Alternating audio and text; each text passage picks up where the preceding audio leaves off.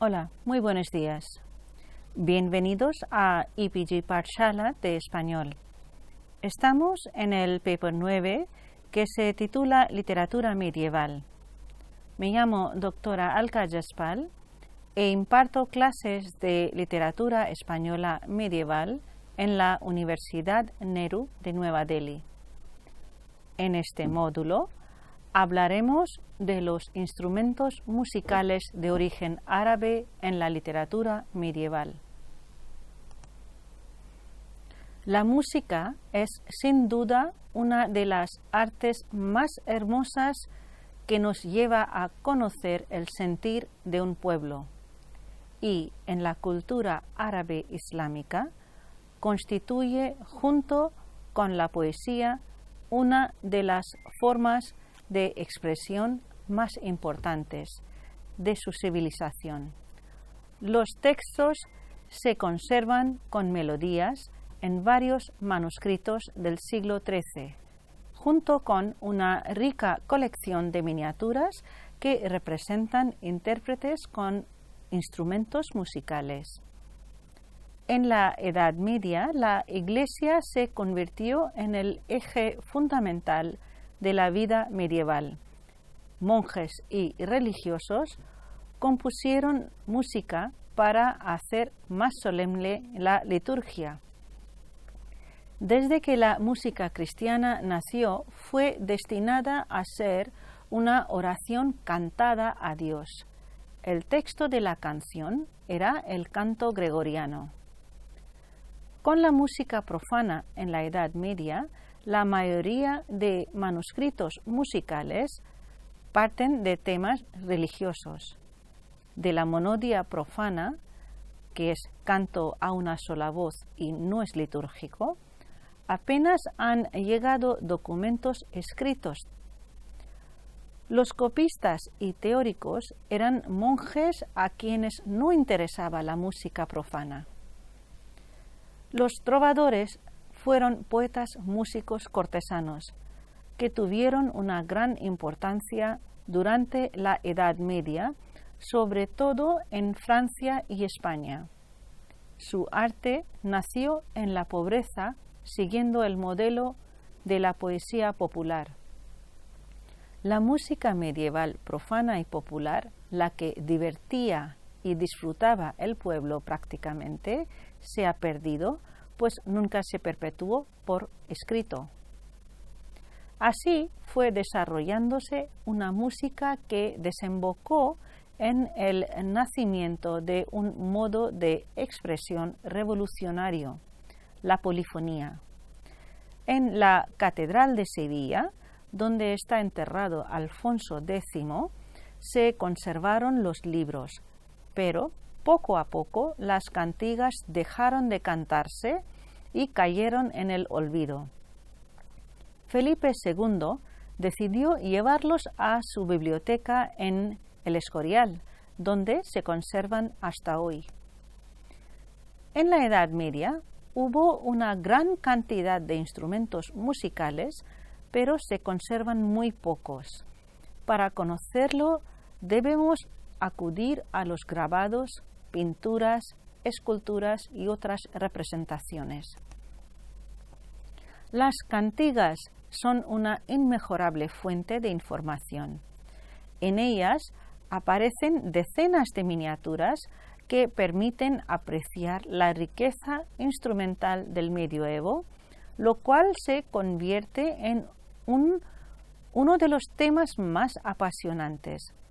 Hasta su supresión a finales del siglo XI, el canto mozárabe supuso una de las manifestaciones culturales más apasionantes de la música medieval. Tiene sus raíces en los primeros tiempos de la cristianización y, a su vez, en la liturgia judaica, pero conlleva la dificultad de difícil anotación y reproducción casi imposible. Del repertorio musical hispano-visigodo o mozárabe se conservan 45 códices, escritos fundamentalmente entre los siglos 10 y 11.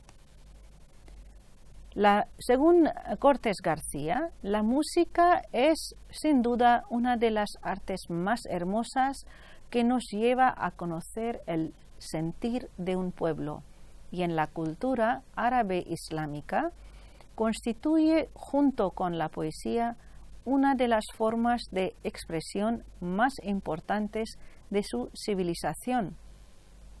El artista árabe encontró en la música y la poesía esa evasión que le permitiría plasmar el genio que encerraba en su interior. De ahí que su patrimonio musical sea una de las más bellas huellas que ha ido dejando a través de su andadura histórica como un auténtico museo oral. Dentro de este patrimonio, la música andalusí, dadas sus características, es un hecho cultural imprescindible para el conocimiento de la civilización árabo-islámica en su rama hispanoárabe. El Islam fue el crisol de un arte musical que se plasmó como fruto de una permanente interacción entre árabes, persas, turcos e hindúes. La música formaba parte de la práctica religiosa islámica, el adán, que es la invocación y alabanzas a Dios. Son poemas místicos sufíes. Se realizaron traducciones al árabe de textos griegos, siriacos, persas y sánscritos, realizados en la Casa de la Sabiduría de Bagdad, donde se daban a conocer las teorías musicales de la época. Durante toda la Edad Media, la oralidad tuvo un papel muy importante en la lírica. La historia ha conservado la memoria de un tesoro entero de cantantes y músicos famosos. Como ejemplo tenemos el Abul Hasan Ali Ben Nafi, conocido con el nombre de Ziryab, quien demostró ser un genio innovador en la música. En palabras de Levi Provenzal, este músico creó un conservatorio donde la música andalusí, al principio fue muy similar a la de la escuela oriental, desarrolló su propia originalidad, cuya tradición todavía sigue viva en los lugares del occidente musulmán. Los diversos ritmos y melodías surgidos de la escuela andalusí, forjada por Ziryab, como las zambras, pasarían a América con los moriscos y se transformarían en danzas como la zamba, el gato, el escondido, el pericón, la milonga, la chacarera en la Argentina y el Uruguay, la cueca y la tonada de Chile, las llaneras de Colombia y Venezuela, el jarabe de México y la guajira y el danzón de Cuba. El mismo tango tiene el origen flamenco, voz que según el eminente andalucista Blas Infante proviene del árabe Feyyah Mengu, que quiere decir campesino errante. La mayoría de los flamencólogos, incluso el famoso intérprete y compositor Paco de Lucía y un cantautor como Camarón de la Isla, afirman que su origen andalusí morisco y es su especialidad. Los instrumentos musicales musulmanes habían sustituido en la península y, a través de ella, en el resto de la Europa, a la exigua variedad y primitivismo de los ya existentes. Son como cítara, dulcémele, guitarra, laúd, pandero, rabel, timbal y muchos otros más. El indudable peso de las fuentes medievales y su información directa frente a la complejidad de las literarias en las que no existe ningún interés descriptivo o analítico. Cabe citar como las más representativas dentro de la poesía medieval castellana, aunque no son las únicas, algunas obras muy ilustres, como el libro de Apolonio, el libro de Alexandre, libro de Buen Amor, el duelo de la Virgen, la vida de San Millán de la Cogolla, los milagros de Nuestra Señora, poema de Fernán González y, sobre todo, el poema del Mío Cid, entre muchas otras obras. Los textos se conservan con melodías en varios manuscritos del siglo XIII, junto con una rica colección de miniaturas que representan intérpretes con instrumentos musicales. Las miniaturas proporcionan un material inestimable para evaluar los alcances de la mencionada influencia. El islamólogo español Julián Ribera y Tarragó realizó estudios demostrando el origen islámico de las cantigas. A continuación, presentamos a modo de una introducción de información extraída de varias fuentes en la red, información de los instrumentos medievales de origen árabe. Intentamos también corroborarlos con citas de obras literarias medievales. En el primer lugar tenemos el arpa. Es uno de los instrumentos más antiguos de la humanidad y que más aparece representado. Los que aparecen en la iconografía española están relacionados con los modelos irlandeses. En la iconografía del románico es muy frecuente representar no solo hombres con arpa, sino incluso animales. El segundo instrumento se llama el organistrum.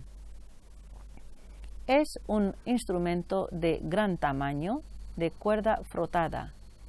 Se caracteriza porque las cuerdas están en el interior y son frotadas por una rueda de madera impregnada de resina accionada por una manivela del extremo opuesto al clavijero.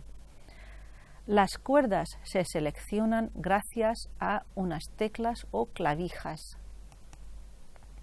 Dado su tamaño, era necesario la intervención de dos músicos que lo sujetaban sobre sus piernas. La segunda se llama la ashabeba. La referencia más significativa, una de ellas, aparece en el verso 1233 de la obra Libro de Buen Amor, donde el autor nos dice: Dulcema y ashabeba he finchado al bogón. Este instrumento, la ashabeba, o también se llamaba ajabeba, ejabeba o sabeba, es la flauta traversera. Empieza a ser conocida en territorios occidentales desde el siglo XII. Su origen es árabe. Llegó a Europa a través del Imperio Bizantino. También fue conocida como fístula germánica, para diferenciarla de la fístula anglina, la flauta vertical y de pico. En las fuentes literarias hispánicas se habla de la ashabeba traversera o de flauta de pico. Se construye habitualmente con caña, fue frecuentemente utilizada con finalidad militar junto con el tambor, algo que se mantuvo hasta la Edad Moderna. El siguiente instrumento se llama el albogue, y referencias a este instrumento aparecen, en primer lugar, seleccionamos una de las instancias del libro de Alexandre, donde dice: albogues es salterio, cítola que más trota, guitarra e viola que las cuitas en bota. O En otro lugar tenemos dos instancias seleccionadas del libro de Buen Amor, donde dice: tañendo su zampoña en los algogues espera. O en otro lugar donde dice: dulcema a beba he finchado al bogón. Este instrumento es de viento, con uno o dos tubos sonoros paralelos, un pabellón de cuerno de vaca, hecha de madera, sobre la que se montan los tubos. El siguiente ejemplo es de trompa, o también se llama el añafil. En el libro de Buen Amor se le refiere como tañía a menudo con él el añafil, o en otra ocasión dice: de otra parte, respondiendo trompas y añafiles salen los atambales. Este instrumento es de origen árabe, de la trompeta recta. Se trata de un instrumento del grupo de los metales, conocido en todas las culturas antiguas y usado habitualmente con fines militares o heráldicos. Los contactos con el mundo árabe, quiere decir a través de la invasión musulmana de España y las cruzadas en el Próximo Oriente, se lograron reintroducirla del desuso anterior en el continente europeo. Estamos hablando del siglo XI. Siguiente instrumento es la flauta. La flauta diz con ellos más alta que un risco.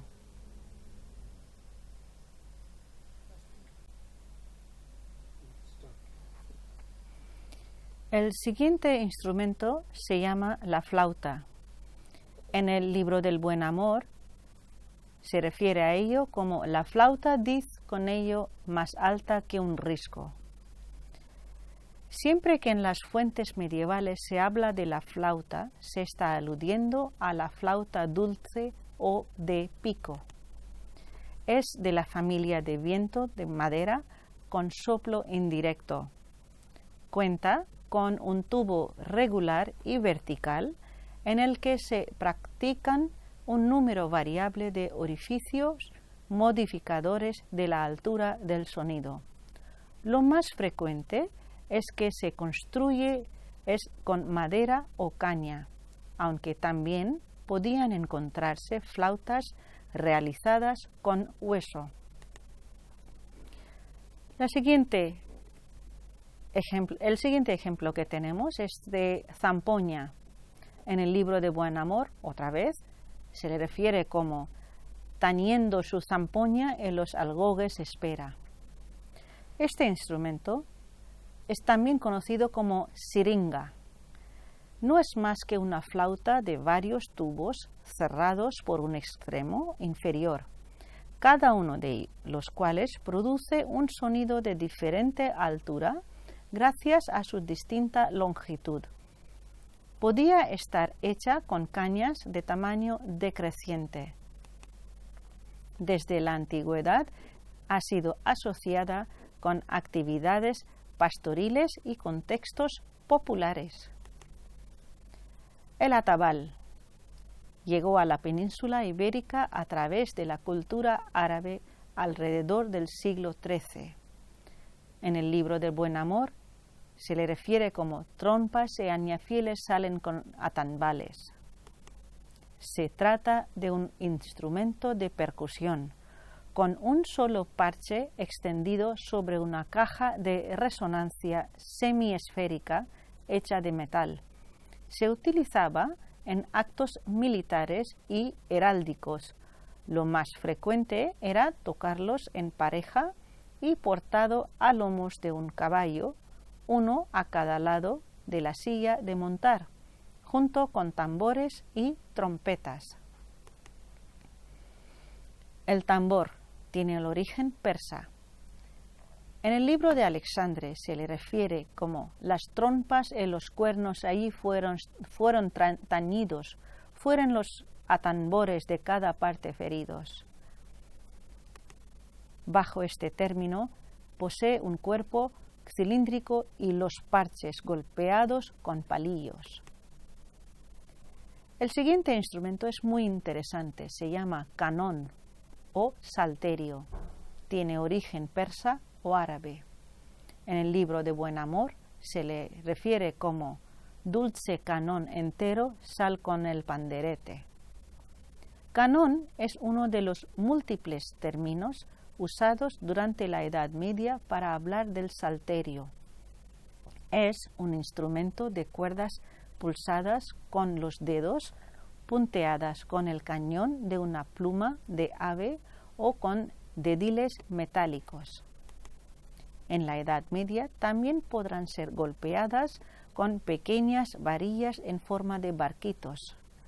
También se denomina el dulcemele, dulcema o dulcimer, denominaciones que aluden a la dulzura y melodiosidad de su sonido.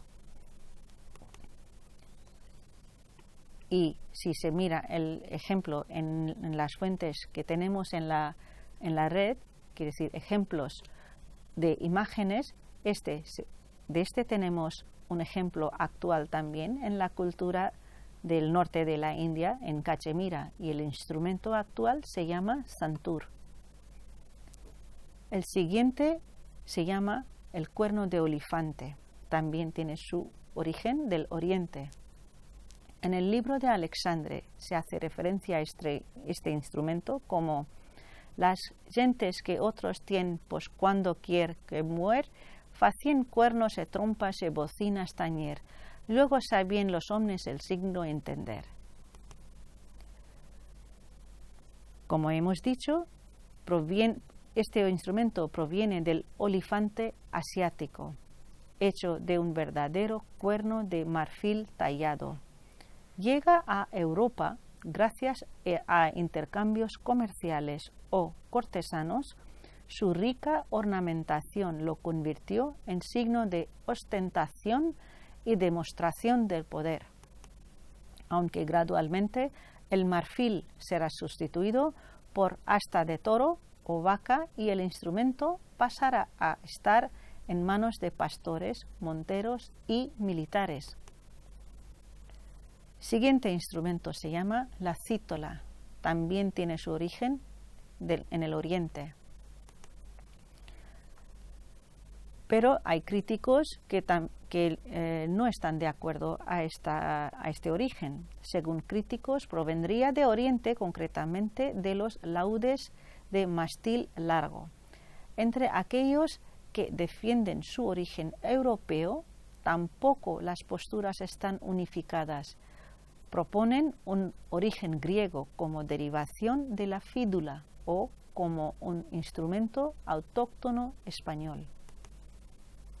La vihuela, otro instrumento muy interesante, también se le llama como la viola o vihuela, o también se le refiere como la viola de arco.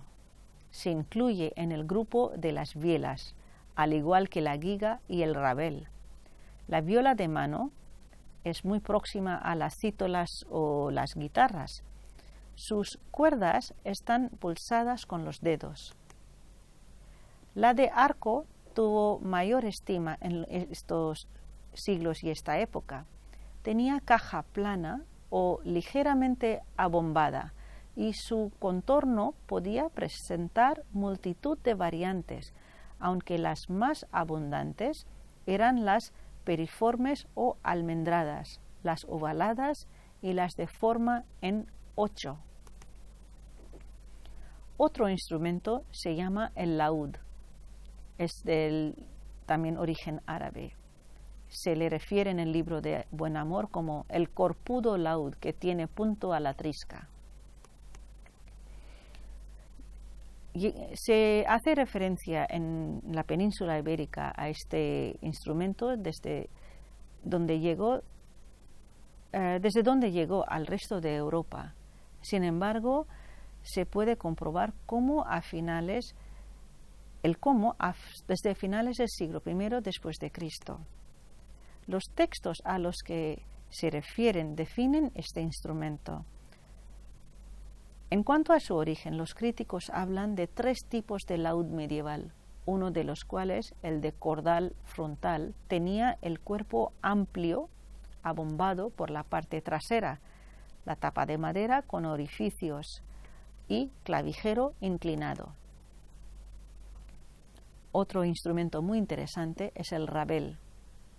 Pertenece al conjunto de bielas con arco, sin pica y de mástil corto.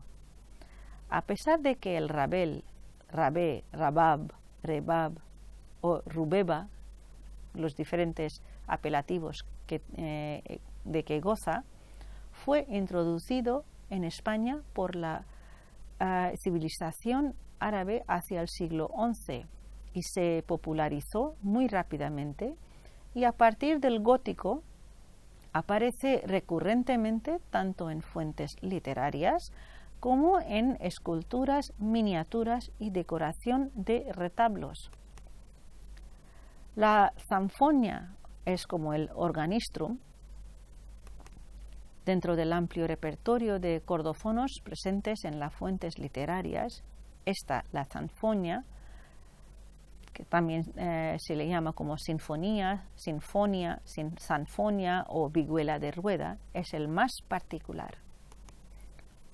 Como hemos dicho, proviene del organistrum, instrumento alto medieval formado por un cuerpo resonador en forma de 8 y mango alargado provisto de espadillas o llaves, que finaliza con el clavijero.